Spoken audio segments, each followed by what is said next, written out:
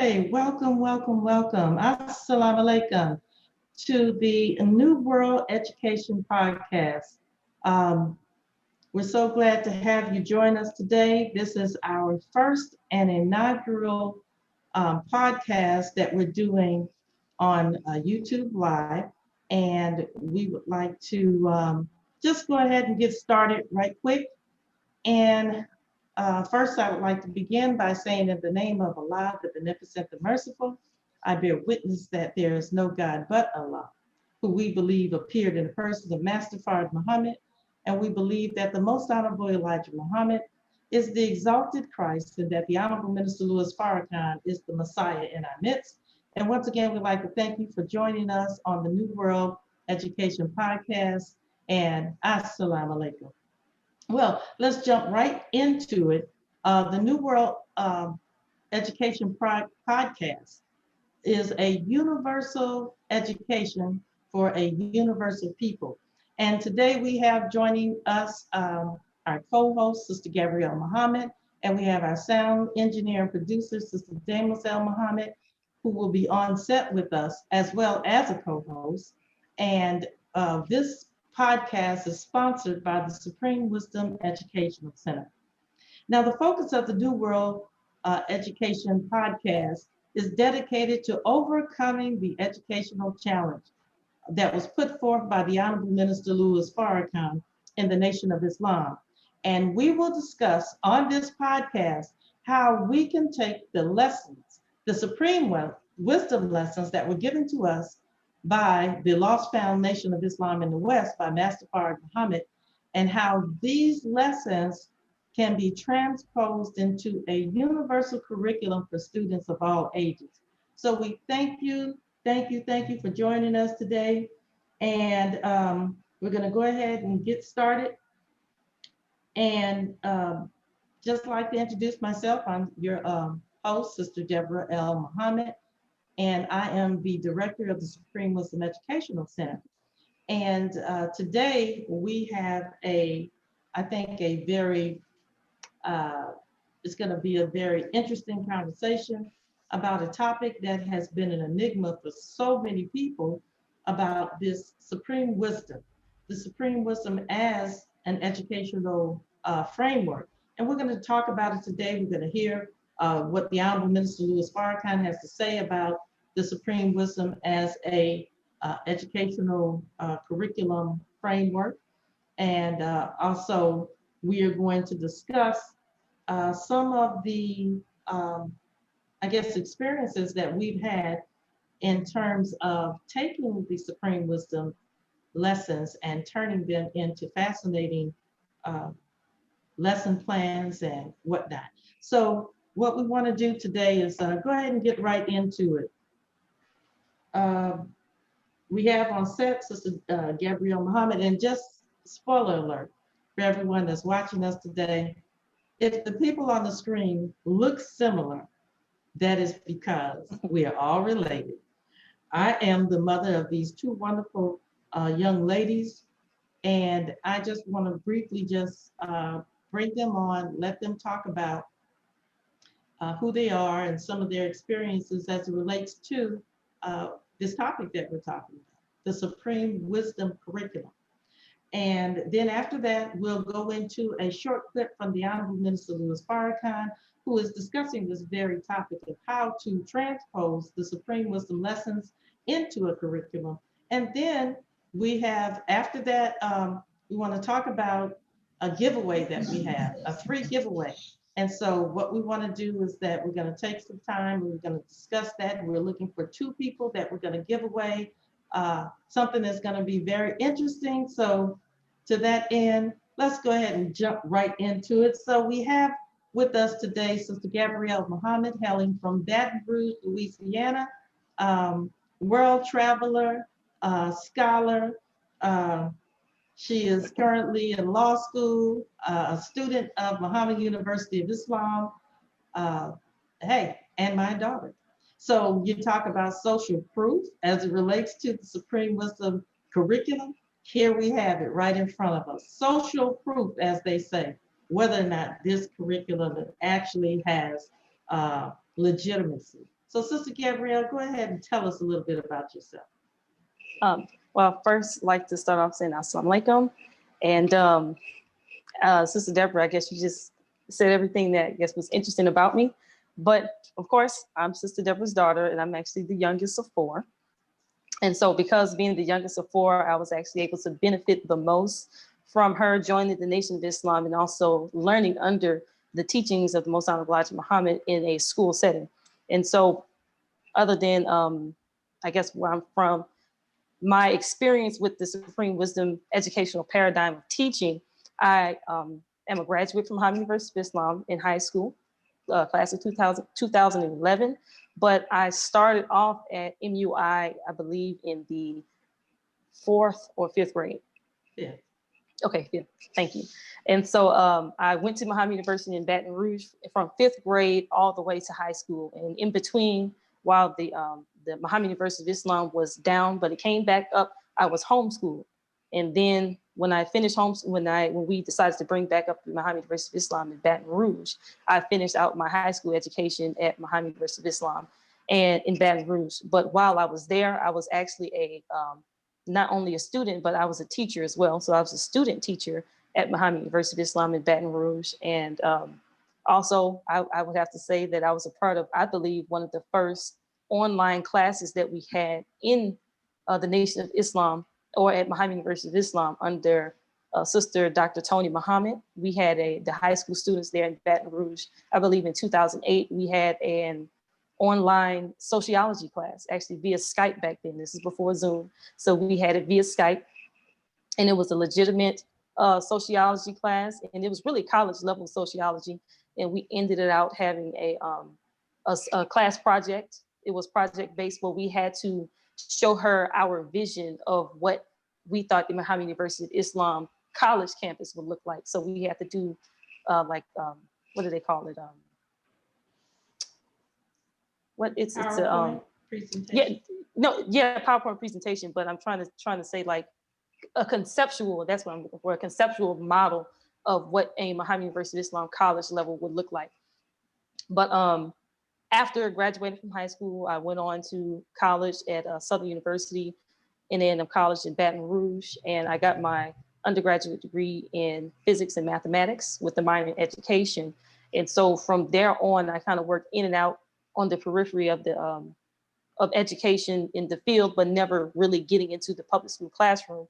And that was because of my passion for the Nation of Islam and coming up at Muhammad University of Islam. I didn't want to give all of that training back to the enemy. I wanted to give it back to my nation. So I kind of purposely stayed out of teaching in the public school system, but that's only because I had a family that supported me in that and allowed me to forego what people my age would have usually done, just get a job and go on. But they supported me being able to stay in a way where I can contribute to the nation. And I also work with Sister Deborah on her many projects. I've helped contribute with Ministry of Education workshops and also a couple of online courses via the Collective 9 and also the Supreme Wisdom Educational Center. And so what can I say I do now? Right now, I'm in law school, but I still contribute to the Ministry of Education and anything that's dealing with education in the Nation of Islam whenever called upon. Praise be to Allah. That's a lot. Thank you. Thank you so very much for sharing with us. Well, as she said, she was the youngest of four, and Sister Demoiselle is the oldest of four. And as I stated, well, maybe I didn't state, when I came into the Nation of Islam, my children were at various ages in their development. And Sister Demoiselle, being the oldest, of course, did not have the same experience as the youngest had. And so with that being the case, Sister Demoiselle was a little bit older, so she went to public school and had public school experience, as well as coming to, well, I'll let her tell her story, but she had this different experience. And as a result of her having a different experience, an educational experience, now as a mother of a daughter, she now understands and sees the necessity for us to have our own educational institutions, and she is a homeschooler at current. And so I just really want to bring her in and let her tell her story, and then we'll go ahead and get into the clip of the Honorable Minister Louis Farrakhan from the 5th Annual Educational Challenge, Land and Education and Land, a Blueprint for a New World. So Sister Demoiselle, go ahead and come on in and Yes, ma'am. Well, assalamu alaikum. wa alaikum salam. Well, as she stated, I am the eldest of four. And I would just say that, yes, I did have different experiences. Also, I went to private school as well. So um, Mhm. public and private school. And if I'm not mistaken, Sister Deborah wanted to give me the same experience that Gabrielle had. However, at the time that I was coming up, um, from what I was told, she was a little more apprehensive because that wasn't a thing when I was coming up. And so she didn't get a lot of support. And people saying, you can't do that, you shouldn't do that. And so about third grade, I went to a private school, a Black private school, um, for about 2 years, and then went back to public school. And around 15 years old is when I had the opportunity to go to a international Muslim school. And so that was an experience in itself. And I would say that was actually my first experience being around other people other than Black people. Because all up until that time, I only went to Black schools and was around predominantly Black people, had Black teachers, Black students. So around, let me see, a junior in high school, Sister Deborah and others started the Muhammad University of Islam here in Baton Rouge, which at that time, Gabrielle was in elementary, I was in high school, almost out of high school. So that gives you an idea of the age difference. So some say that, we look around the same age, but no, I'm a good bit older than she is. And after school, I would go to the MUI and I wouldn't say student teacher, but I did help around the school. And I used to always just tell the students and encourage them that, what they have is really good, as me going through the public school system and the things that I was experiencing, and not just as it relates to public school, and particularly being a Muslim going to public school. And I would just always kind of let them know that they had something that I really wish that I had the benefit of having. Now being an adult, understanding that what we do have is, in fact, Muhammad University of Islam, whether we know it or not just grade level. And so after high school, as Sister Gabrielle talked about us doing the Muhammad University again later on, when she was about 16, I had the benefit of teaching at the Muhammad University at that time. So I was in my 20s, and I taught for 2, maybe 3 years, 2, maybe 3 years at the Mhm. Muhammad Mhm. University. And at the time, the last year that I was teaching, I ended up getting pregnant.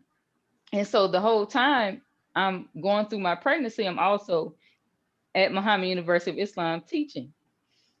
So watching my younger sister have that experience, also now having a child, it was easy for me to well, since we don't have a Muhammad University right now, it was easy for me to kind of keep my child out of the public school system. I would say that.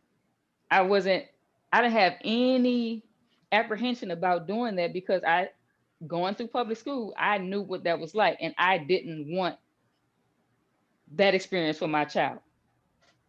And I would always kind of, when I was younger, tell the adults, if it's difficult for you as an adult to be a Muslim and go about the world with people who don't live the lifestyle that you live, imagine a Mhm. child having to go through those same experiences.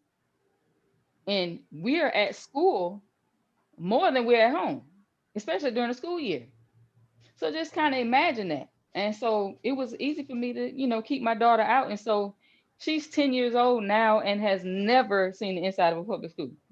Never, not once, not even visited a public school. So, and that's, I think that's pretty much all I have Okay, as well, far as praise my be to the experience. Lord. Yeah, and that's real. And I know a lot of us out here, especially those who are just coming into the nation and have young children dealing with of course, the elephant in the room, which is the coronavirus, social distancing, Right. dealing with, having to keep your children out of school, perhaps having to, send them back to school because you don't have anywhere to send them, or we don't have enough institutions to, have our own children at. In addition to that, now they're talking about mass vaccinations and forcing people to have their Right. vaccines. So, it's just a situation where, you know, if I want to say what we should have done, because it really doesn't matter what we should have done.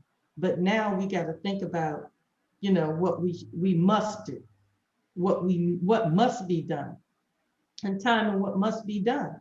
And that is that we must have institutions of our own. Even if we don't have institutions of our own, the Honorable Minister Louis Farrakhan said in 2003 that we needed to start an online school. This man is so visionary that he could see this far 17 years in advance of a time like now that we needed to have our own online schools.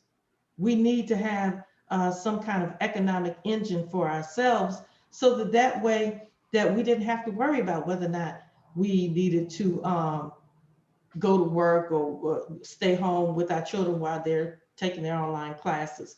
And so the beautiful thing about this clip that's coming up next is dealing with education and land.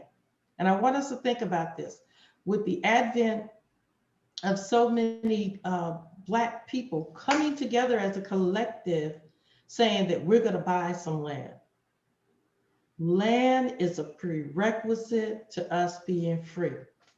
Even if you don't have a whole state, even if you don't have a whole city, but if you have enough land that you can bring people together and begin to start doing self-governance, setting up your own systems of education on your land, then that is the beginning of a new world.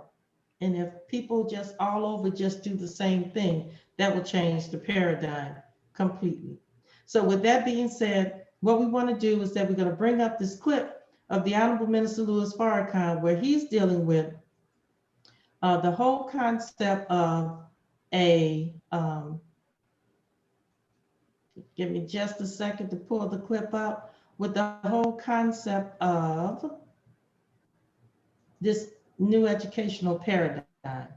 Okay, here we go. All right. Give me just a second here and I'll get us loaded up.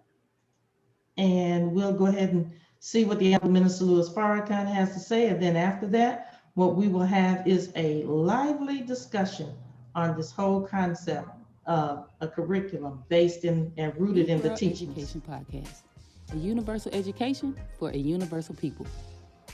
Okay, well, there we go. Give it just a second, please, and we'll get it started. All right, I want to make sure I'm sharing the right thing on my screen. Here we go. All right, we got it. And here we go.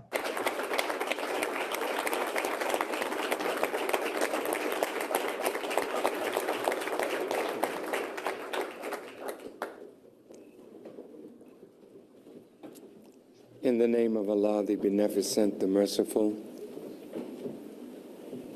we give him praise and thanks for his intervention in our affairs. In the Sister person of Tanetta Master Muhammad. Farrakhan. Okay, hold on.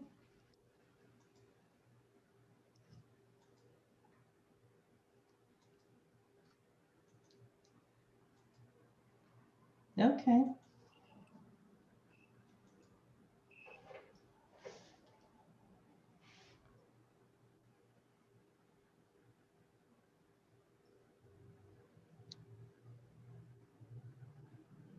Sister Deborah. It's the video's not playing. Oh, okay. Well, You let's you go were ahead playing and it get at it you were started. playing it at you were playing it at first, but it stopped. No problem. We got it. We can just go ahead and share it again, and let's go. We didn't miss anything. Yeah. Okay. Okay, we good? Mhm. Okay, here we go. His staff for arranging this educational conference. I am sorry that I was a little late, and I would have loved to have been at the end of the conference rather than at the beginning, but I shall be leaving the country tomorrow morning just for 4 or 5 days. So I asked if I could go first. Now, I want to put something on our minds by the help and grace of Allah. Let us look at the title of our school.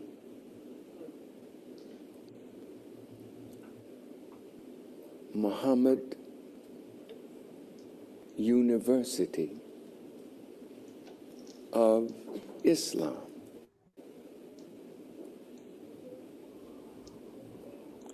What Muhammad? Is it Muhammad, the prophet of 1400 years ago, who is guiding and directing the studies at the University of Islam? Or is it Muhammad, the praised one, God in person, who is establishing the Muhammad University of Islam? There's a different type of institution. And no matter what we as educators have learned, this is a different type of institution which demands that those of us who will teach in the Muhammad University of Islam be well versed in the knowledge of the Muhammad, whose University of Islam we are a part of. Master Farad Muhammad and his prime student, the Honorable Elijah Muhammad, didn't want to set up a university like we know universities. So we should study what is a university. The Honorable Elijah Muhammad said, you can have a university under a tree as long as you are teaching subjects pertaining to the universe. Well, what Islam then should be taught at the Muhammad University of Islam? Is it just a rehearsal or regurgitation of old Islam that is under the sign of a crescent in its last stage? Well, why then did Master Farad Muhammad on his coming declare us to be a nation? And for the first time, we were referred to as a nation. And he, Master Farad, gave us a flag. the sun, the moon, the stars that represent the essence of life itself. So what Islam are we giving to the students? If he started us off, you that are educators, you couldn't get in the nation unless you enrolled. Well, what did you enroll in? You enrolled in the Muhammad University of Islam. So no matter what degrees you bring to the endeavor, you're striving now to get another one from the master of master teachers at the Muhammad University of Islam. Well, if that man that came is in fact the best knower of all who know, then why would he give you a curriculum on that you do know? And then declare that he would make all things new. So I want to lay a little pressure on our minds and say, not in a negative, injurious way, we have yet to become the Muhammad University of Islam. Well,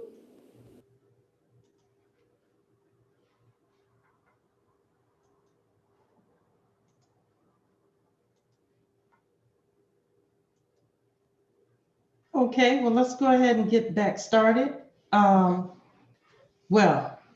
before we go into having this lively discussion about whether or not we can take what Master Fard Muhammad gave us and turn it into a curriculum. In fact, it is a curriculum in truth.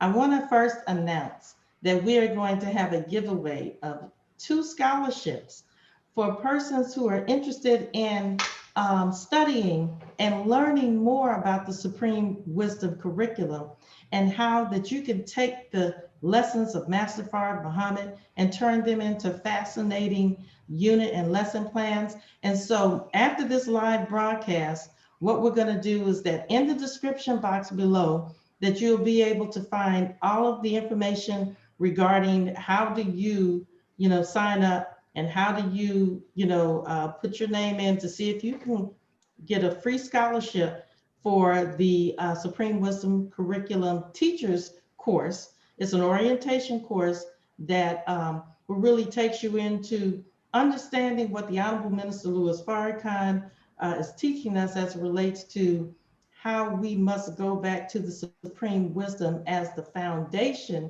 of our education.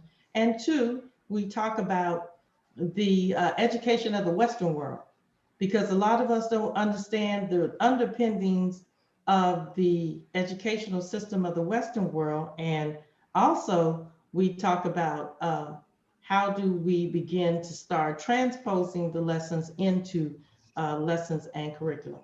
So with that being said, I want to go ahead and get our discussion started. So the question is, and many people have asked, I know I've been in many conferences myself, and it for me, it's really a conundrum, as the Honorable Minister Louis Farrakhan said.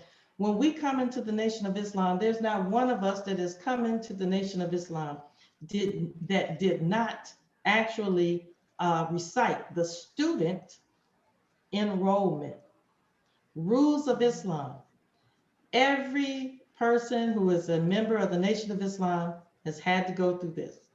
But somehow along the way, we forget that we are students. We forget that students are enrolled in classes and enrolled in a school. And the school system that Allah gave to us or brought to us was the Muhammad University of Islam. The Honorable Minister Louis Farrakhan said, what Muhammad?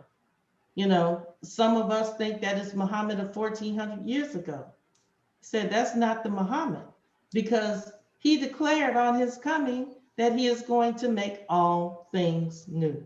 So that includes the education that we, you know, have been accustomed to, even to today. So the question is that I'm going to put on the floor is, can it be done? Can we start at the base of the supreme wisdom lessons as if we forgot everything else? Because he talks about our degrees. It's natural for us to take what we have learned in school and revert back to that. That's as natural to us as breathing. But do we have the intellectual fortitude to be able to go into the lessons and then take those and use that as the base of our educational system? So you all can jump in at any time you want to. Um, for me, it's a Okay. no-brainer. Go ahead, Yeah, Sister Daisy. I would say absolutely. And this is just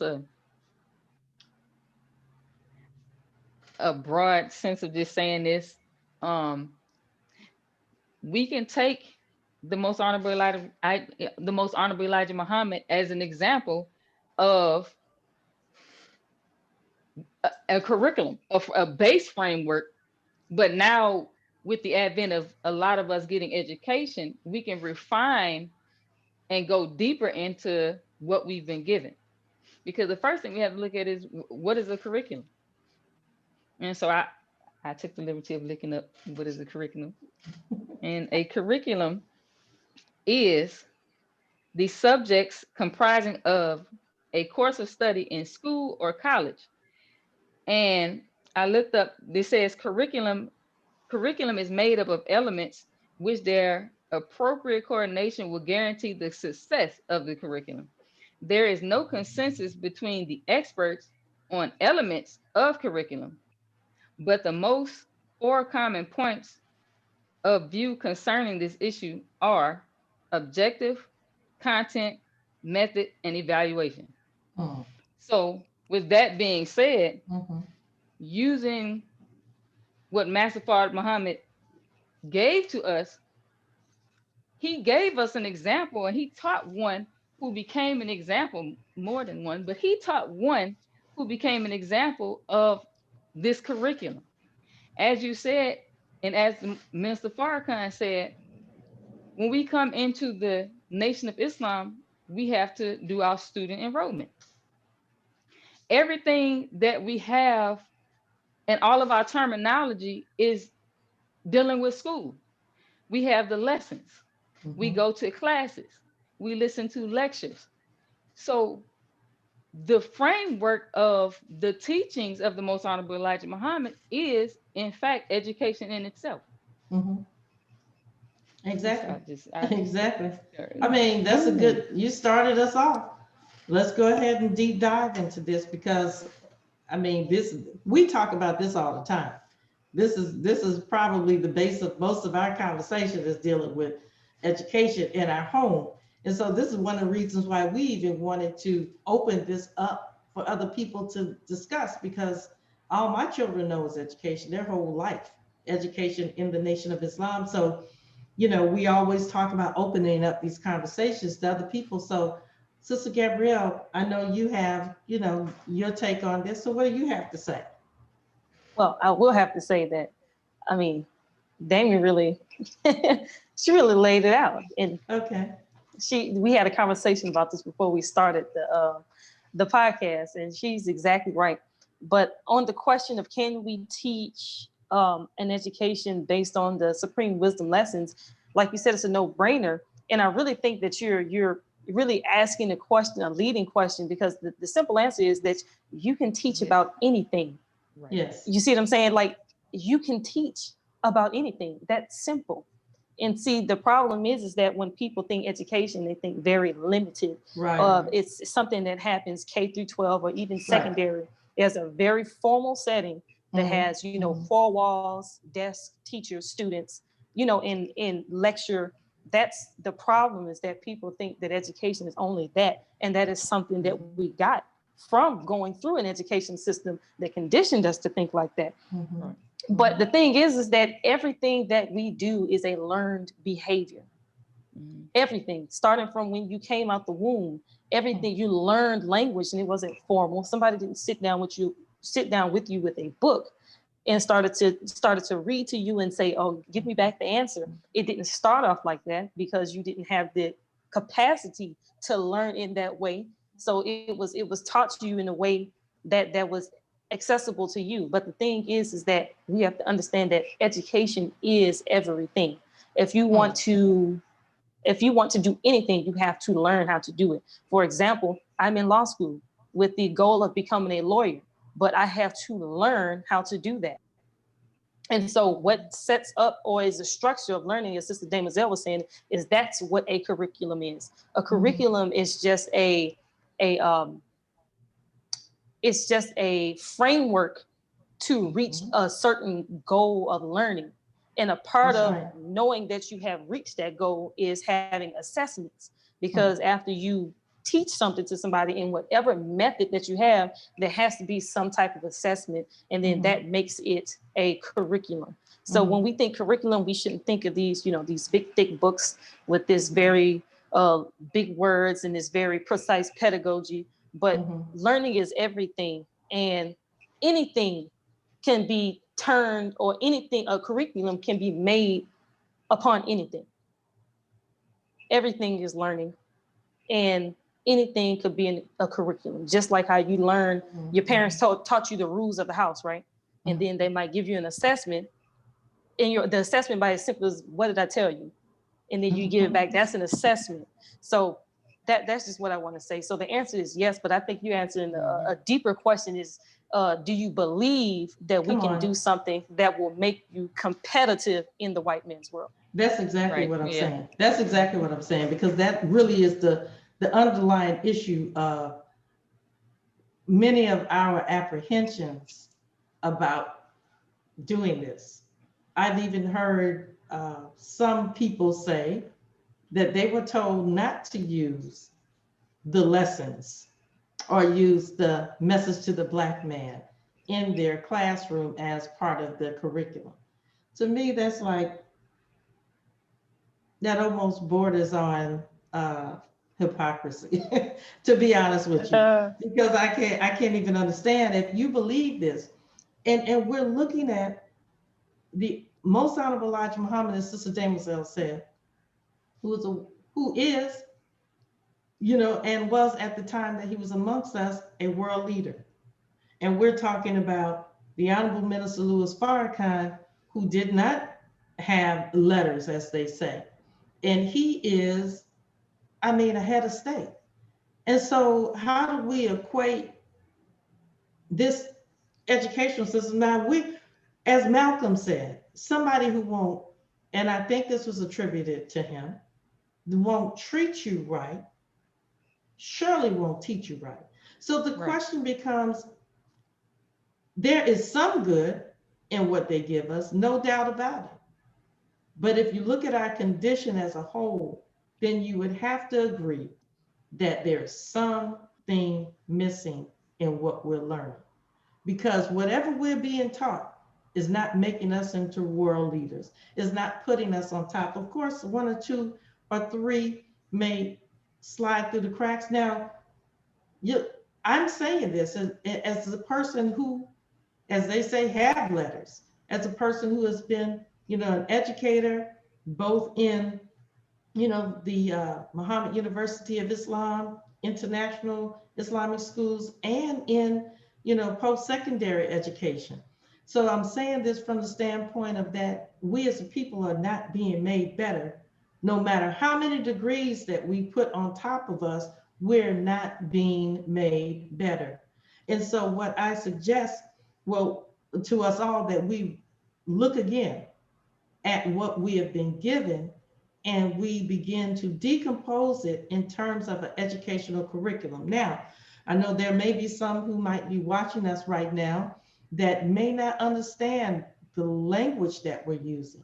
What is the supreme wisdom? The supreme wisdom is a book of lessons that was given to us by Master Fard Muhammad, who we believe is a live person, who came to the lost foundation of Islam in the West on July 4th, 1930. We believe that he came to make us, Black people in America, into a nation, the nation of Islam. And these lessons that he gave us are designed to unleash within the mind of the original man these innate powers that will allow him or her to reach the pinnacle of success in this world's life. Now, these Before you go lessons, on, oh, well, I just want to say they're for registered Muslims only. And of course, they're all over the internet. And many of them that are over the, I don't know any that are exactly correct. So in people translating them, they have lost, they've been lost in translation, some of them are nearly correct. So I wouldn't say go to the internet and look for these lessons, because they are for registered members only. But I just wanted to kind of register members of the Nation of Islam only. And there perhaps will come a time when they will be shared with the broader world, but for right now, that's where we are. So that's the audience that we're speaking to, people who are registered in the Nation of Islam, or who, you know, would like to become registered in the Nation of Islam and get access to this wisdom. Sister Demoiselle? yes, ma'am. And dealing with Master Fard Muhammad coming to give us the supreme wisdom, I got a message from someone, Okay. and they said the actual enrollment deals with actual facts. The Right. universe, that's universal. The whole universe has the attention of Allah God. The fact that the Black man was last, let's reverse the is last, pardon me. Let's reverse that and make him first. That's new. Very good. Very good point. You know, very good point. Thank you for whoever, you know, wrote that comment. I want to ask can a you repeat question. that? Can you Okay. repeat that? Because I kind of got lost in the language because I was. Okay. Okay, the actual enrollment deals with actual facts. That's universal. The whole universe has the attention of Allah God. The fact that the Black man is last, let's reverse that and make him first. That's new.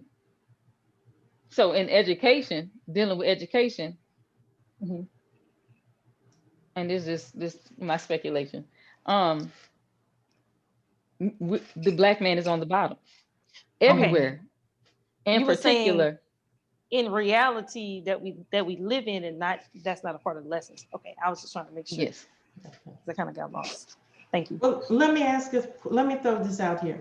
On a couple of the educational challenge conferences, the Honorable Minister Louis Farrakhan makes the statement that we don't need to worry about mathematics as such. And we know in the Supreme Wisdom Lessons, problem number 13, it says that Islam is mathematics and mathematics is Islam. So I want to throw this out to you. What do you think about that statement that the Honorable Minister Louis Farrakhan uses? Well, don't worry about mathematics so much. Is that a contradiction of Islam as mathematics? Or is maybe there's more to this statement than what appears on its face? Okay, I want to say, yeah, I want to say no, because you went first last time, so you know I have a tendency to talk a lot. So okay. You know, so that's why I was kind of okay being gracious. But what I'll say is the best example that I can come up with is my own personal experience. And so going to Muhammad University of Islam, I remember even though we did learn math and things like that, but I still wasn't comfortable with it at that age, like when I was in high school.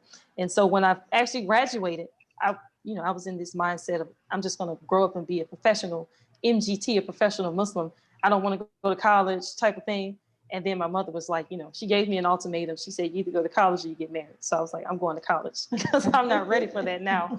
And so, but I didn't know what I wanted to study, because being at MUI, we never really focused on like, you're going to go and get a job. And so you need to know your career plan by the time you're 15.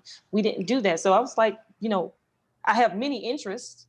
I like a lot of things. And so my mother suggested go into physics for two reasons. One, because she herself was a physics major at the time, but also she told me that she believed that having an understanding and the thinking that you gain from studying physics will help you better understand the teachings of the Most Honorable Elijah Muhammad and the lessons. And so and then she added on that, and there's a lot of scholarship money as well. So I was like, sure. But the thing is that, so the first day of school in undergrad, I had not taken any physics courses. The only experience with physics that I had at that time is just her talking to me about the things that she was learning in school. And she even mentioned some of that while she was teaching us at MUI, but never really a dedicated course. And so when I got there, the first day, they were throwing all of these equations at me, all these concepts, and I did not understand it immediately. But then just having that foundation at MUI and knowing how to learn and being able to relate everything I learned to myself, about halfway through the semester, it clicked, and then everything was just running like clockwork. But the thing is that I graduated with my degree in physics, and then now I'm in law school. And the thing is that with physics and learning mathematics, and not just the math of the numbers themselves, but the concepts of the relations and the operations and how this changes that, it framed my mind in a logical way of thinking that allowed me to think critically about things and problem solve.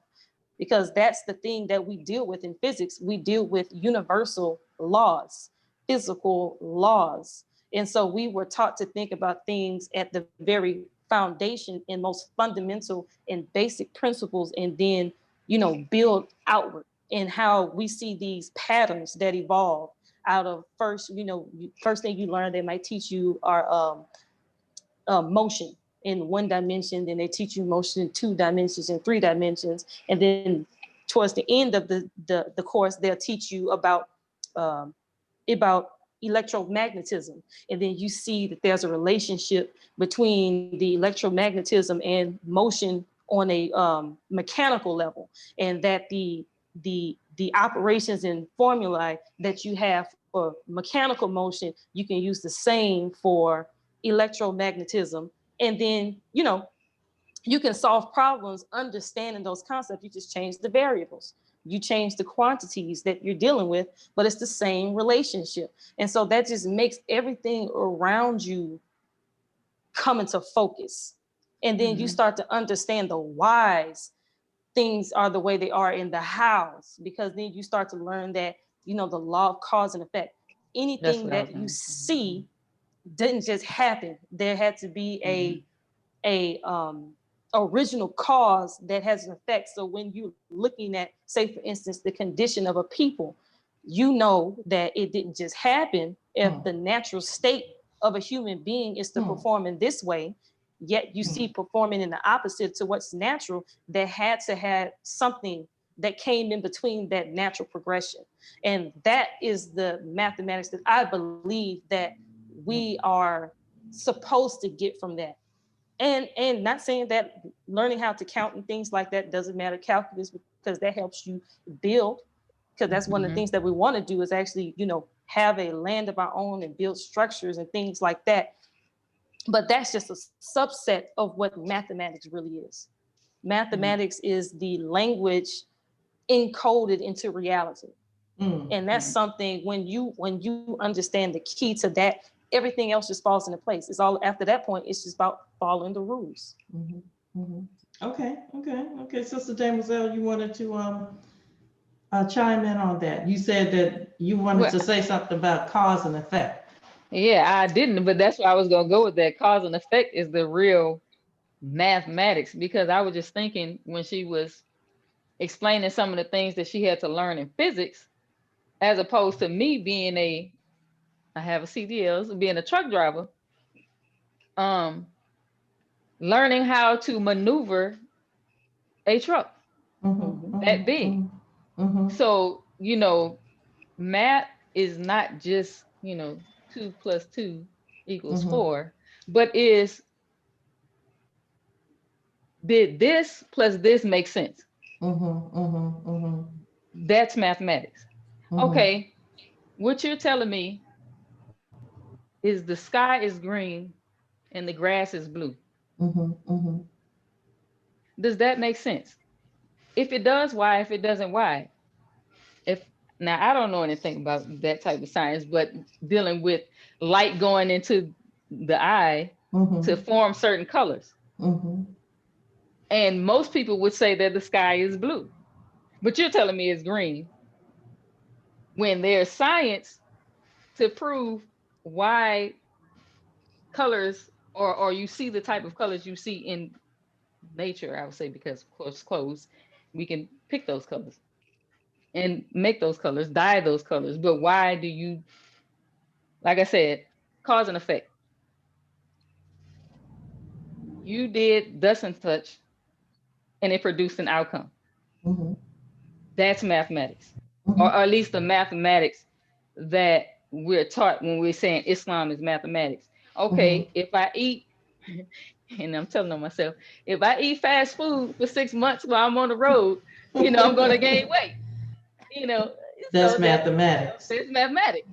If I stop eating those foods and eat 1 meal a day, I start to lose weight. It's mathematics. Right. So cause and effect. Cause and effect is the Yes. mathematics. Also, I would say that I'm agreeing with Sis Gabrielle. This is the mathematics that I believe that he's talking about, that we all need to understand. And that's actual fact. The Most Honorable Elijah Muhammad talked about understanding the law of cause and effect. And that's one thing that we don't understand as a people, and that is the 85% do not understand the law of cause and effect. So that's partly why we're in that condition. Sister Gabrielle? Oh, and if I didn't make this clear enough, that is the type of thinking that allowed me to learn physics, even after experiencing it on my first day of class, and to eventually, I believe, master it to a degree, at least master what was taught to me. It's because I have a certain way of thinking about things that allowed me to process this information to be able to master it. And so even though I didn't know, some of these concepts, just understanding the law of cause and effect and the cause of, relations, and being able to ask questions to get the actual answer that you're seeking, and not to just ask questions for the sake of asking questions. Right. I was able to get at the root of what it is that I was supposed to understand. And that makes perfect sense. And see, the Honorable Minister Louis Farrakhan put it like this. He said, what are you bringing to the endeavor that you're learning? So he said, you must approach every subject of learning as a master. And so more importantly than teaching, calculus or trigonometry, is to set the mind. And that really is the key to mastering everything that you put in front of you. And I tell this story to my students in college about how when I first, started college, and I failed this biology class, and I'm like, just thinking that I'm just dumb and I can't, learn, and I've studied and I failed the test, I failed the class, and then go back to school, change universities, and then go back to school and take a study skills course. And I took a reading course. And when I took the study skills course and the reading course, from that point on, I learned how to approach and learn anything that was put in front of me. And so that is what you call setting the mind, when you are not intimidated by the material that's put in front of you, because you know how to learn. And so taking that same understanding from, learning what I was learning at college to bringing it to the students, I knew that the focus personally shouldn't be on whether or not you can regurgitate facts to me, is whether or not, if I put something in front of you, can you learn it? Can you reproduce it? Can you teach what you've learned? And those are the types of the mind that every student that would come in front of me and say, you're already, you know, capable. The only thing that we have to find out is what you don't know. And once we But find out what you don't know, we can help you learn what you need to learn. Yes, ma'am.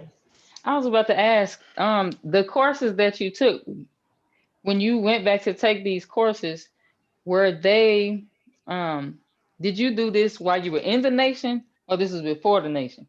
Good point. Good point. Because, well, the courses that I took in the study skills course was before the nation. However, I didn't have the right frame of mind about my person, Right, and that's kind of where I was going with it, because I to dropped ask you out. first, Yeah, because see me, I know that you went to school for right. ever. So Yes. I asked that because the thing is, as the saying goes, think outside the box. Right. But most people don't even know that the box exists. Yeah. So you have to be taught about the box first to even Right. think outside of it. Well, see, And that's that's a one lot of of the, time the yeah, problem. that is the problem. And so what you really have to do in a new educational paradigm, if you are born in this world, I don't care if you were born in the backwoods of Pineyville, Mississippi, where there's no cell phone towers, you are ill affected by this world. Mm-hmm. So before, in many cases, you get to the education, or by the time you get to the educational system, or get to, even us that come in the Nation of Islam, we have to unlearn first before we can actually learn the truth, because we've been, as they say, shaped in sin and fashion in iniquity.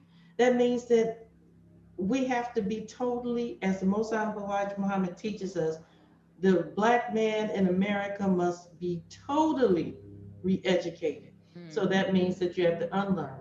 And part of unlearning, as you said, is to identify that there is a box, that there is something that is invisible. It's called this world, the world of Satan, the world of Yakub, that mind we're born into, that mind. And so everything that we view from that standpoint is skewed, is false. And so you have to unlearn it. So the thing is that if you get a child young enough and you teach, as the Supreme Wisdom says in the instructions to the laborers, the knowledge of self, which is the knowledge of God, the knowledge of the enemy of self, and the knowledge of the time of what must be done. If you can get those four requisite knowledges to those children, then that gives you the basis by which you can see reality as it should be seen. Then from that point, you can begin to start building on that. You have to start off with, who are you? Right. But the thing is, right now, the harder task is getting the parents. The children is actually the easy part. It's the adults that's the hard thing, because most of us, as Sister Gabrielle will often say, that we send our children to public school because it's a daycare center, a Yeah, free daycare. yeah, And or some of us are more concerned with our children's social life, or them being able to play sports, more than them becoming a well-rounded human being. My child Daia, who is 10 now. Like I said, she's never been in public school, and it's sad to say, and it hurts me so much that she didn't even get to experience the MUI either. Yeah. But socially, the girl's a social butterfly. Yeah. So nothing is wrong with her socially at all. Very athletic. You know, so that's, we like to say the black man is God and we have all these gifts and talents, but yet we have to go to the devil school. The black man God, but we gonna go to the devil school. How that work? I don't know. You know, so I'm, you know,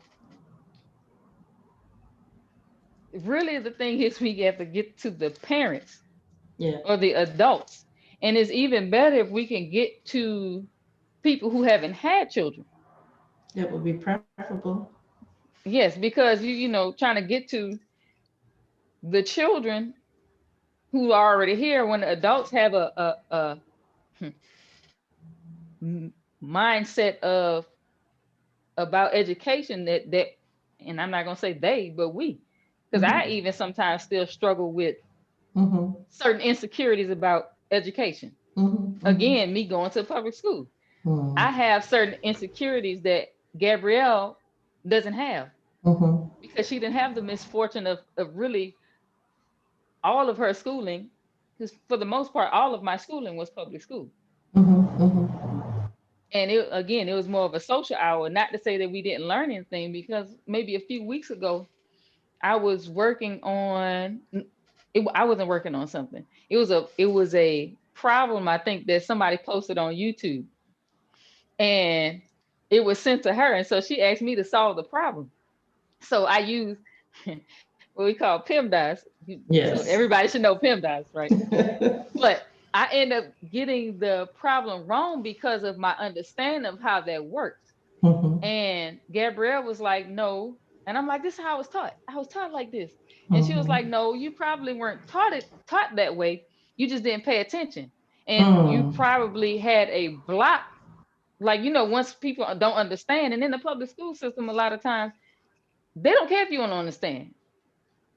I have to follow this, and this is where if you get it, you get it. If you don't, oh well. And so when you do enough just to pass and you miss your foundation, by the time you become an adult, that's why most people are struggling at home right now with this COVID, dealing with their children. That's right. They're like, I don't, they need to go back to school, because I doing all this work. I don't want to do this. That's right. Especially with that new math. I don't, you know, Eureka math. The Eureka math. I don't want to do this. They got to go. And so, like I said, even in the nation, I'm quite sure we have that same issue, especially those of us who, in particularly, are not born or raised in the nation. Because I'm quite sure even being born and raised in the nation, you still have a different perspective on learning than you do when you're coming out of the world and coming into something like this. And like I say, even going through public school, because you spend a lot of time during the school year in school. You're going to see your teacher probably more than you see your parents when they come home, depending on what type of jobs they have, you know, and depending on how old you are, you getting something to eat, watch TV, going to sleep, waking up at 5 o'clock in the morning, going back to school. Yeah. Well, I have to, because now everybody's online, so I have to factor that in. But before now, I would say. Right. Absolutely. Gabrielle? Yeah, I would just like to say, Sister Damazelle was talking about how, like, oh, you know, I'm pretty sure you and Mom are going to be talking the whole time, and I'm just going to be sitting in the background, like, yeah, right. She is really going, and the reason I say that is because she brought up so many different points, like, that are very profound. Like, she went further than I thought the conversation was at the time, and that's great because you're bringing out all these different things that we see keep coming, and like the connections and the ramifications to a broader issue. But one point that I want to emphasize is that Sister W mentioned that a lot of times even when we come into the nation, we have to unlearn everything we know before. And it's like, my question, which is a rhetorical question, but my question would be, why would you have to unlearn something first to learn something new? And what I'm getting at is that most people take for granted how what you know through and that you got through learning affects your belief. Because you're thinking to yourself, what does everything I learned in school before have to do with me accepting a religion? What is the connection between those two? Why is it that I can't keep the same things that I was taught in school when I'm trying to learn this new religion? And you're making a good point as from your experience. This is not speculation. You're saying the things that you were taught came at issue with the things that you were trying to learn as a belief later on in life. And see, that is what, when we think education, we cannot keep putting it in this box. Education is, you're giving over your mind to someone else. And that's why, this whole thing about it, even I didn't understand it until I got older. Because I remember when Sister Deborah way back when got on this trying to start the new educational paradigm. Not you came up with it, but you moved out on the words of the Honorable Minister Louis Farrakhan. I was like, why is she so obsessed with learning? Like, why is she so obsessed with education? Like, I think General Wesley Clark was telling a story about how he found out about this plan to take over 7 Muslim countries in 5 years. And he was saying the person that he got the memo with just explained to him, he used the analogy that, if the only tool you have is a hammer, then everything has to be a nail. And so I thought, Sister Deborah, anytime you would bring up an issue, she would be like, it's because of education. It's because of education. Like, you have a cold. It's because you weren't educated, right? And I'm like, okay, everything is not education. But the older I got in seeing, especially with my sister having her daughter and watching a human being, grow up in how the things that go in their mind affects who they are fundamentally. That is not that is not something to take lightly. So when we're talking about education, you are talking about who you are fundamentally. And so when we're talking about education, we're not just talking about, teaching them math, because you learn a lot more than math when you went to public school. Am I right, Sister Demoiselle? A whole lot more. All right. Learn how to navigate in this world. I tell you that. But that's all I wanted to emphasize, is that connection that might be missed in the conversation through the more highlighted points, but this subtle undertone of education affects your belief and affects your ability to even interact, like Sister Demoiselle was saying. When I learned it at school, I thought this was right. I believe that this is how you did it. Right. And I want to say this, because this is it goes right to the point of mathematics being Islam. And this is that through my research of the teachings of the Most Honorable Elijah Muhammad, I discovered what mathematics that he was referring to. And that mathematics that he's referring to is not a mathematics to build buildings. Because as we know, the ghetto is the ghetto, not because, of the grass or the buildings. The ghetto is the ghetto because of the mind of the people that live there. Because you can have some houses that are in what they call the ghetto or the hood, they're the exact same houses in what they call the garden district. And the only difference are the minds of the people that are there. And so with that being said, that the mathematics that the Most Honorable Elijah Muhammad was referring to was the mathematics that is necessary to build the human potential, to build the human being from where they are in the most crude of states into a God. And that is the temple in man that we're talking about, not the structures outside. Now, there's nothing wrong with learning, calculus, and Lord knows I've taken enough calculus all the way to Cal 3, and taking mathematics, and all of these things are fine. But when you're learning them in truth, unless if you have the mind of God bringing it to that situation, You don't make a connection with anything in life other than just, understanding an integral and a integral and a differential. It's nothing else that you really can apply that to. And so it's dead. It's just dead, something on the paper. It does nothing to change your life. Sister Demoiselle had her hand up first, and then Sister Gabrielle. Yes, I have another message. It says, notice the fall of America. That includes the schools. You don't need to be in a building to teach the knowledge of self. The Honorable Elijah Muhammad said the doors were closed when he got to the school. That's or right. The doors were closed already when he got to school. So, and again, like I said, he's in terms of the nation, really the world, he's our first example of. That's right. He's the student that we're supposed to follow. Right. Exactly. He's our first example of what education is supposed to do. Ooh. And this is what it's supposed to do. That is so good. Because this is a man who went to the 3rd, 4th grade and traveled the world. And like I said, if he was taught by God himself, and look at his student. His student is a world leader, not a Black leader, a world leader. That's right. That's right. Neither one of these men are lettered. By this world standards. That's what I mean by this world standards. This world standards. Yes. And they, make people knees knock together when they speak. Yeah. You can pull up lectures from prior to 75, and we're just now coming up to that time. Because I remember the first time I heard intermittent fasting, I'm like, that's 1 meal a day. What is this new terminology, intermittent fasting? That's 1 meal a day. I'm just saying. And again, that goes to education. That's a good point. That's education.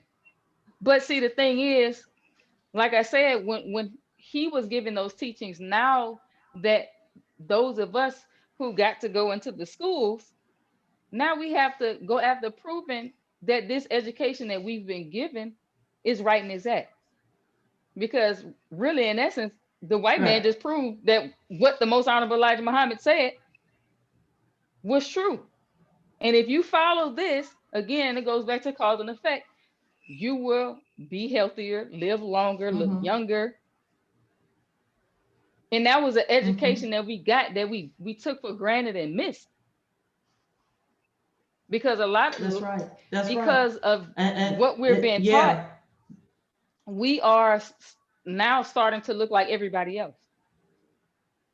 Because I feel like, and this is me personally, I could be wrong, but this is just me, a new generation coming up and having the benefit of seeing what was before me, that we are now falling back because of our lack of understanding of what education is.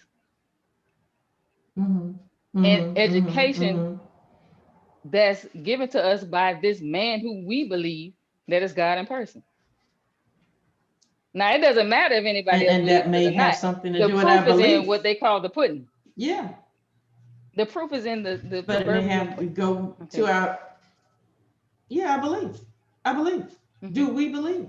That's what it boils down to at the end of the day. That's why we're even having this conversation. I saw you, Sister Gabrielle, but that's why we're having this conversation right now, is because we, as the minister says on the 5th annual education conference, we keep going back. He said, who wouldn't want a fresh bowl of bean soup? If you had a bowl of bean soup that was fresh and one that was rancid, you would, of course, naturally want the fresh bean soup. He said, but we keep going back to the rancid bowl of bean soup, and every time we do it, and that's like the education of this world, we get sicker and sicker. And he said, to the point that we actually unenroll ourselves in the school. Like you said, we didn't understand what we had. And so at this point in our development, the gap is becoming larger and larger between us and the Honorable Minister Louis Farrakhan, because Right. what he bases everything he does is on revelation of what God brought. And we try to use the scholarship of this world, which is making us sicker and sicker and sicker. And that's why we have what we have today. That's why we're having this conversation, really, because at the end of the day, you know, it is fundamentally, I would say, and many people may have an issue with me, it's about belief. Somewhere we don't believe what he brought us was true. And so that's why we got to try to convince people to believe the evident truth. It's like to say, it's clear evidence that is true. Even the enemy is beginning to start, like you said, verify the truth of what we've been given. So we're just like the people, as the Honorable Minister Louis Farrakhan said on the same lecture. He said, we're just like the so-called Native Americans who sold Manhattan for shells, for trinkets, because they didn't see the value in what they had. So we don't see the value in the supreme wisdom lessons. So we're selling that for the scholarship of this world. And so as a result, they lost very valuable property. So do we want to be like that is what we have to ask ourselves. Sister Gabrielle, I want you to go ahead and say what you have to say. And then I want to ask us to, I want to make the statements that the Honorable Minister Louis Farrakhan said on the audio, and then we're going to kind of start wrapping it up. So go ahead. Okay, I'm kind of losing daylight where I am. Can you all still see me? Yeah, Am you're I still good. Yeah. Mhm. Okay, cool. And so there was, again, a lot of points you all making.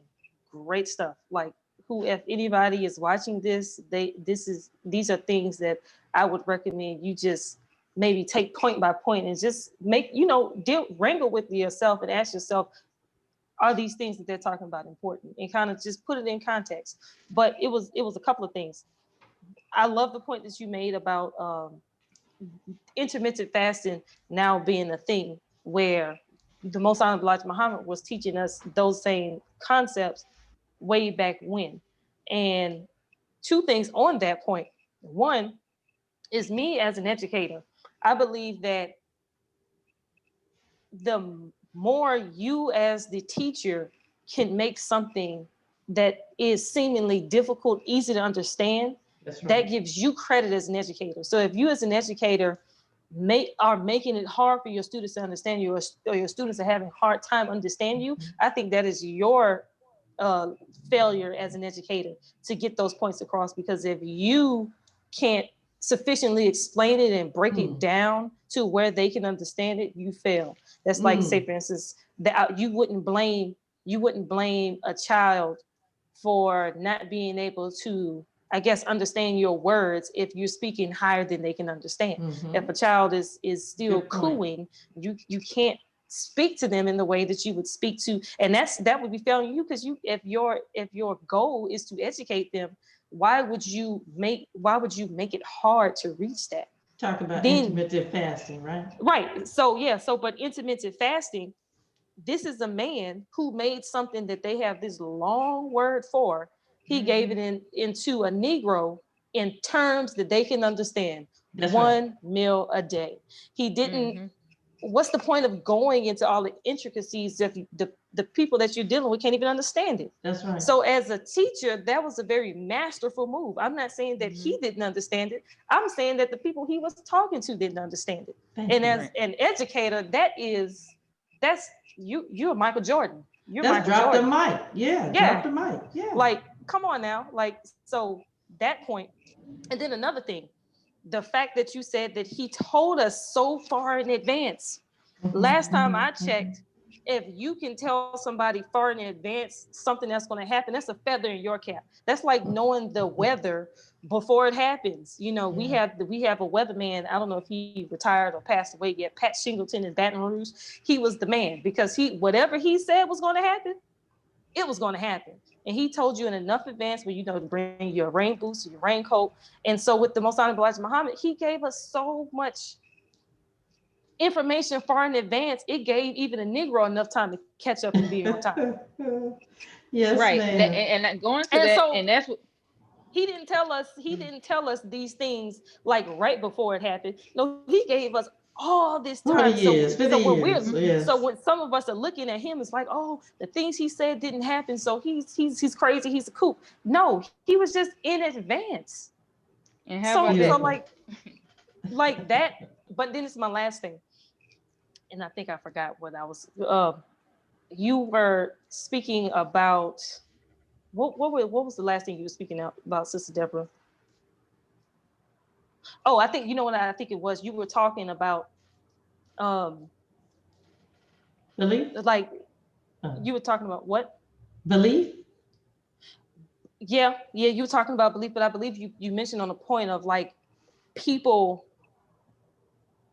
I think I know what it is. It was on education, and Sister Dana Zell was saying she was looking at our condition. I think you were specifically talking about the Nation of Islam, how you might see a degradation as somebody from the new generation looking back. And a good point is that before we as Black people were made into what we see now as the Negro, what did they have to do to ensure that process happened? They had to take the parents away from the children and take over the education and rearing of the children. So even the slave master understood you cannot make somebody who you want them to be without being in control of their education, and not just their education, but at a young age. Yes. Because you couldn't turn an adult into a slave. You had to get them when their minds were still developing. That is mathematics that we're talking about. And that's the mathematics that the Most Honorable Elijah Muhammad employed when he was teaching us. Yes. I was gonna say two things. That yes, and that's what I was gonna say in terms of you were talking about the belief, because some of it might not necessarily be belief, but laziness, I would say, because now, you know, we have to go to work. We have to work these long hours just to be able to go back to work. You know, we work enough to, you know, keep the lights on, maybe pay for the internet, you know, have a couple pieces of lettuce on your plate just to go back to work. And so I would say that kind of adds to it now that the enemy keeps us or try to have it to where we have this way of living that we have to give our children over. We have to give our children over. And the second thing I was going to say is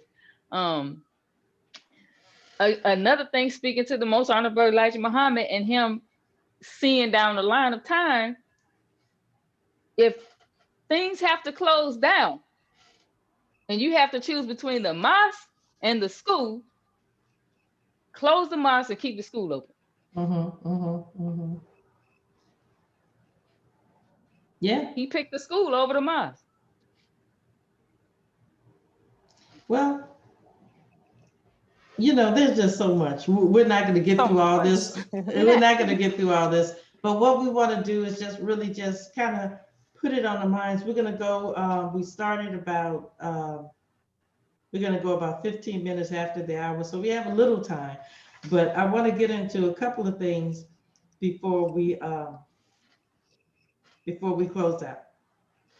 The Honorable Minister Louis Farrakhan said in the clip that we showed in the beginning is that in order to be a teacher at the Muhammad University of Islam, and it doesn't necessarily mean the brick and mortar Muhammad University of Islam, it just means to be a teacher, you know, that we must be well versed in the Muhammad, okay?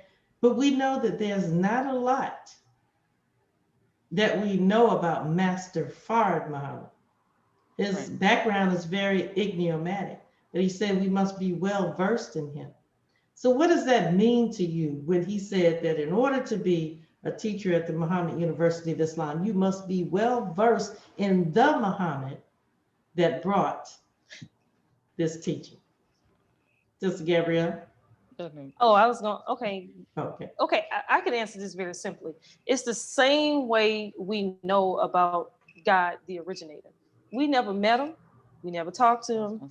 He never talked to us. But we can look at what he left behind and his product to understand more about him. And so when we study the universe, the sun, moon, and stars, everything, we have a look into the mind of the originators. So it's the same thing with the Master Fard Muhammad. If we want to study his mind, we study what he left us, and we study his products, which are the Most Honorable Elijah Muhammad, which are the Most Honorable Elijah and the Honorable Minister Louis Farrakhan.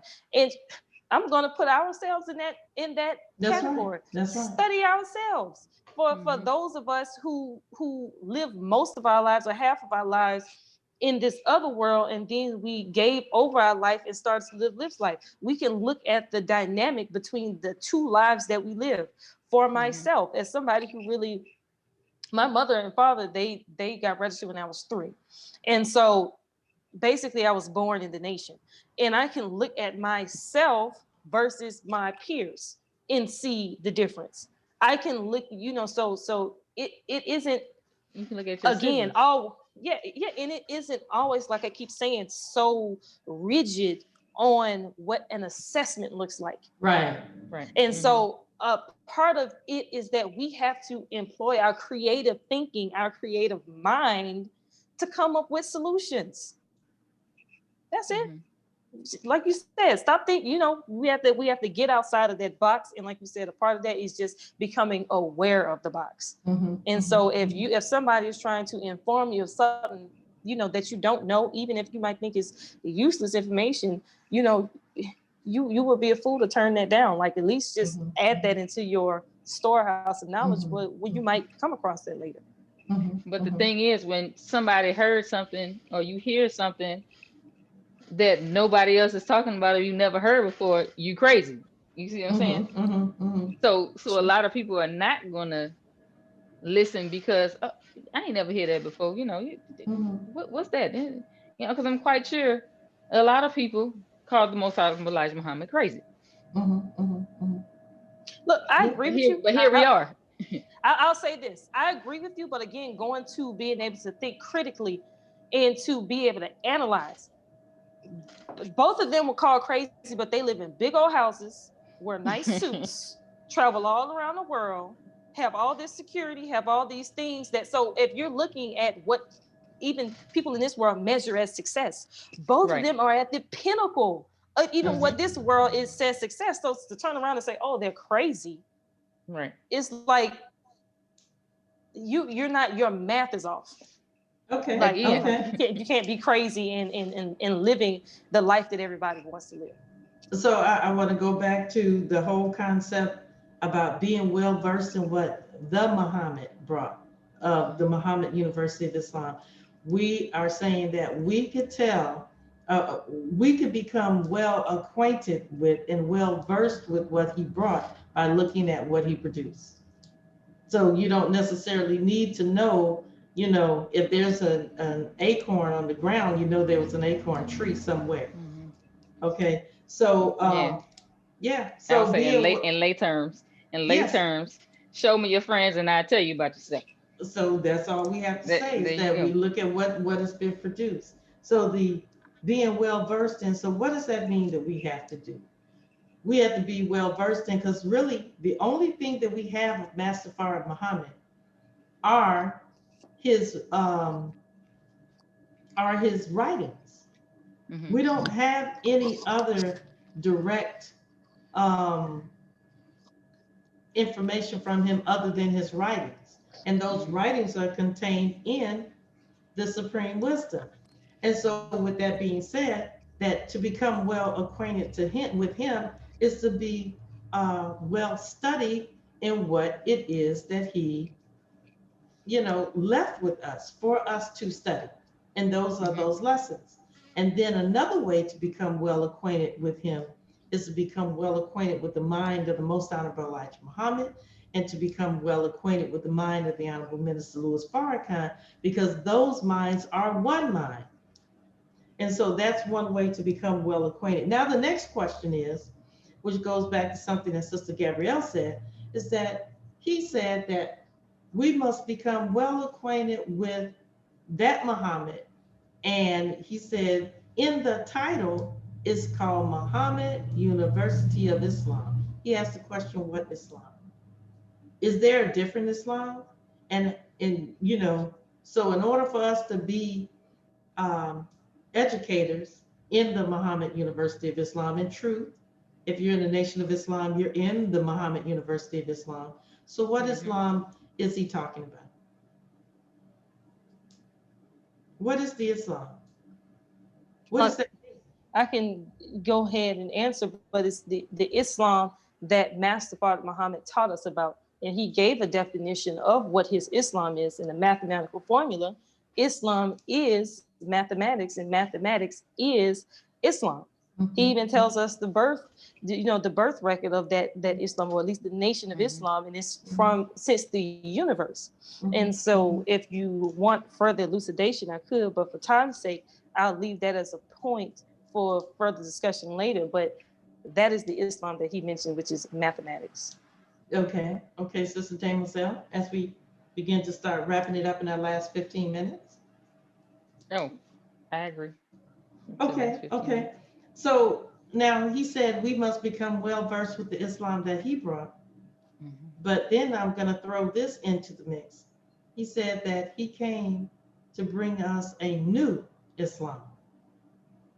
So if the Islam that he brought us came with the universe, then how is it that he could bring us a new Islam? And how is that connected to developing a curriculum based on what he brought? So then that's a leading question into understanding that whatever he brought was designed to produce something new. So what is it? Well, it's the same Islam, but it's a different time. And so it's the principles that remain. Say, for instance, if I take a picture of you right now, that is Sister Deborah Muhammad, that is Sister Dame Mazel Muhammad, but that is Sister Dame Mazel and Sister Deborah Muhammad at that time. And if I try to 60 years later present this picture as that is Deborah Muhammad, that is Dame Mazel Muhammad, I said, no, that is not. It's the same person, but they have undergone certain changes, but fundamentally and on principle, they're the same person. They just have developed and changed over time, maybe in a physical way that is, apparent to what can be seen, but fundamentally, principally, you are the same person. And so that's what I'll say. It's kind of like that meme that I sent to my granddaughter, and it was a meme of a butterfly being stopped by a police officer. And the butterfly shows that the police officer asked for ID. And so the butterfly shows the police officer their ID. And they say, oh, that's an old picture. And it shows a picture of the butterfly as a caterpillar. And so that's kind of how this new Islam is. It is structurally going to change, but fundamentally and genetically, it will still be what it is.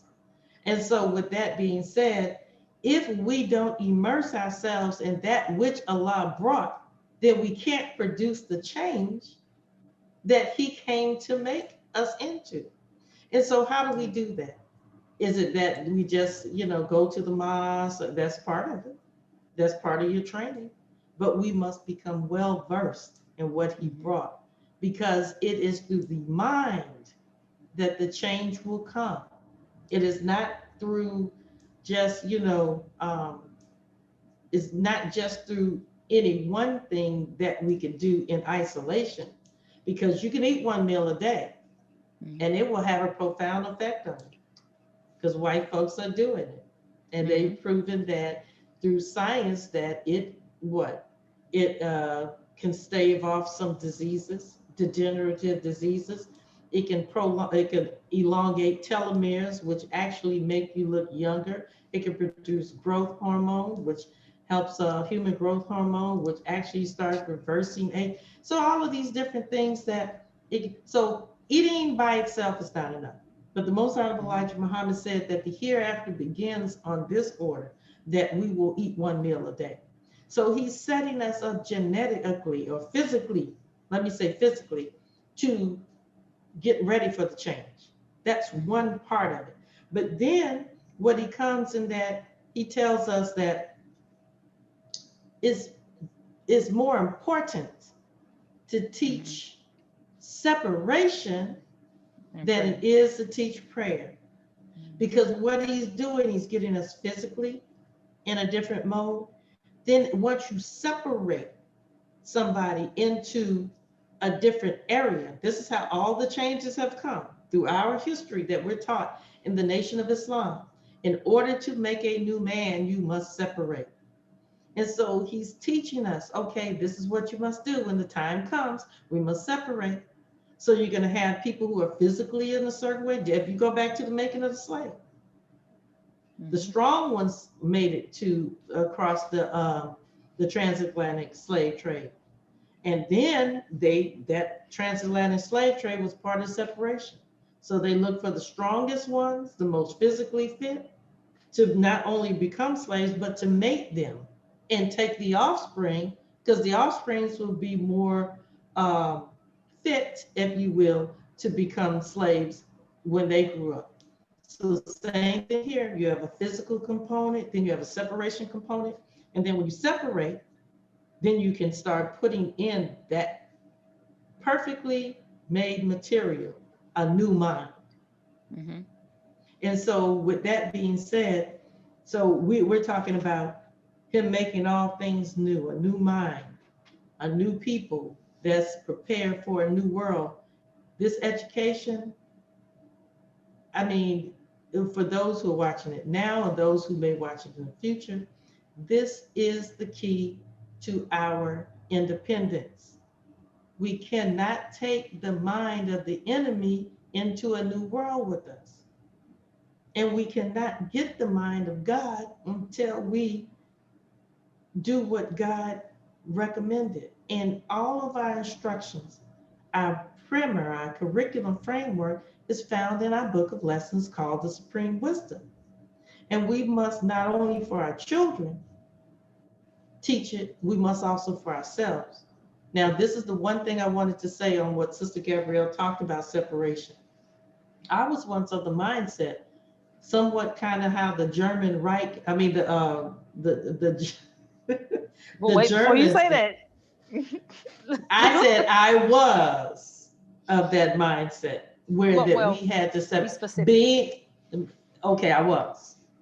Okay. And I say that because being a principal, well, not principal, but being a director of Muhammad University of Islam for 6 years, having taught in an international Islamic school, having taught on different things, the problem fundamentally is, I'm not going to say just the parents, but the environment, everything that makes, as Gabrielle said, that makes you up.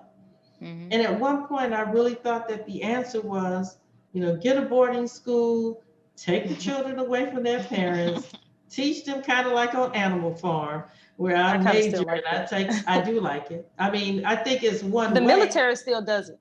But now this is what my issue was, because I was looking at it from the standpoint of what did that produce?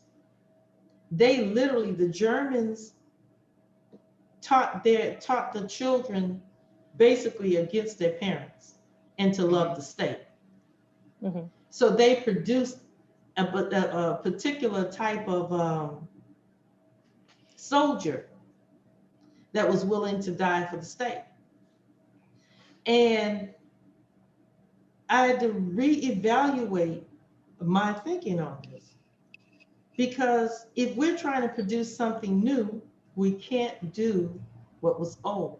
So we have to look into it and understand what was the problem. That's the reason that you have people now, we have a world of people that are psychopaths, and because they have no love. If you don't have love for the fundamental unit, which is the family, which are your parents, then the world has no chance. Then you could go around talking about culling the population of people because you have no connection with family. So I think that the paradigm, this is me speaking, has to be changed, where we have to start making it such that we teach love for family, we teach love for parents, and then we teach, unity as opposed to the division amongst those who are like you. The Most Honorable Elijah Muhammad said, our unity is more powerful than an atomic bomb. We have to change the paradigm. As much as I think that it would be easier to go about solving this problem by just taking everybody's children and doing it, that's not going to produce what we want. We have to do just the opposite of what has been done. And we have to solve this problem, which brings us to the point of the educational challenge. How do you teach a people that they're gods in potential? How do you teach them to be humble? Teach them to, to be humble on one hand, to fight with those who fight with you on the other hand, to be knowledgeable, but yet be, humble. It's like this is an issue that we have to solve. It's not a hard concept. It's not hard to do. The concept is what you call the concept of the servant leader, because the thing that you were talking about really, which I thought was interesting to bring it up at this late hour, but you were really talking about the issue with taking the children away and training them was not in and of itself the act.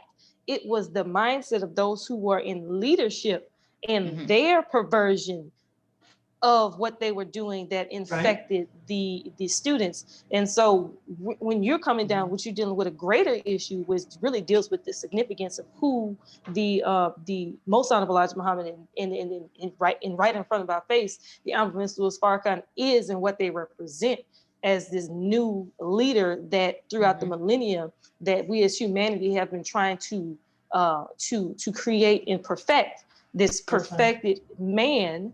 In the sense, well, I'm not, now you get me going. But the thing is that deals with that service. That's the answer. You have to put a burden on someone, and that is what brings that quality out. And I'm speaking from personal experience.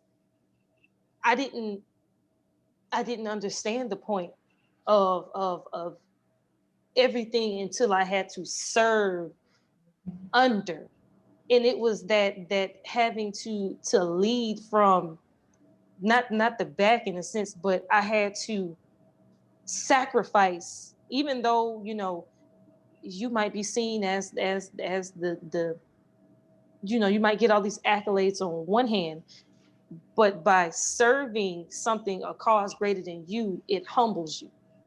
Because I know myself, I'm a very confident individual. I was raised in a home with a lot of love. I was shown a lot of love. I have the utmost, esteem about myself. You can't tell me anything. That's a whole nother story. Like, you should see me in law school. I'm really doing the job. Praise Allah. But yes, praise Allah. But what the balance was having to serve. And it's in that service that keeps you humble, because that's the paradigm was wrong with the world today, is that we think that a leader is somebody that the followers have to serve, when in actuality it's the opposite. That's why you're giving all of that power. You're giving all that power so you can use it to make the most change. You're not giving having all that power so you can keep things the same. And that's the thing with leadership nowadays, is that they, with all the power that they wield, they use it to maintain the status quo, where they are up here and everybody else is down here. So you have to mandate the service. So when one asks yourself, why does bad things always happen to good people? That's how good people stay good people, is because they have to stay humble. You look in the scripture and you see all the trials and tribulations that the prophets and the men of God and the women of God have to go through. That's because of the power that they were going to wield. They had to be kept in balance. Look at Job. And so when we look at the Honorable Minister Farrakhan, that's a part of what made him who he is he had to be tested. Because he said those who are not made to handle power, that power actually destroys them. So you actually have to be made to handle power. But that's a whole other thing. That's it. Sister Demoiselle, as we close out. Oh, I don't have anything.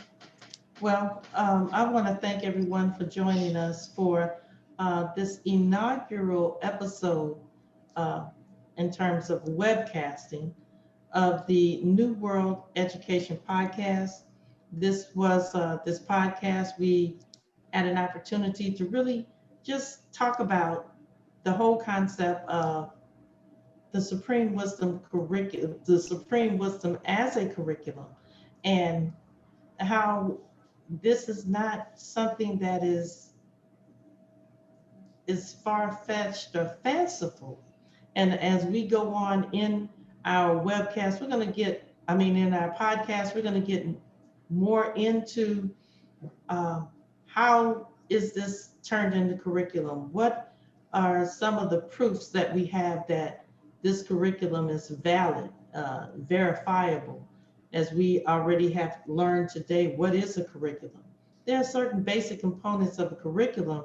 It doesn't have to be that, you know, that you teach uh, math and English and science and social studies and all of these different courses to actually be a curriculum, as Sister Gabrielle stated.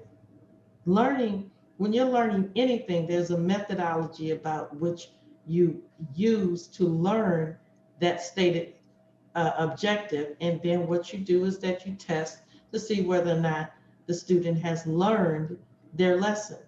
And so, with that being said, Master Fard Muhammad, Allah in person, brought us these lessons because they were designed to bring out the potential, to build the human potential and have that human potential unleashed such that we will become gods, having force and power in our own right. And so the New World Education podcast, we are promoting a universal education because we state that the supreme wisdom is a universal teaching for a universal people. And so next Saturday at 5 o'clock p.m., we'll be back and we'll go further into talking about the supreme wisdom as a curriculum. And next episode, we're going to deal with the scope of Master Fard Muhammad's teachings are found in astronomy. So we thank you for joining us and may Allah bless you. And what we would like for you all to do is to please hit the thumbs up, subscribe, hit that notification bell. Visit us at supremewisdomeducationalcenter.org. And we have classes coming up, as we said, that we are going to be giving a giveaway for 2 deserving students to join the Supreme Wisdom Orientation class. You have to meet the basic qualifications for the class. And in the subscription below, we will be outlining the details of the giveaway. So may Allah bless you until we see you next time. Assalamu alaikum. Well, Islam. Wow.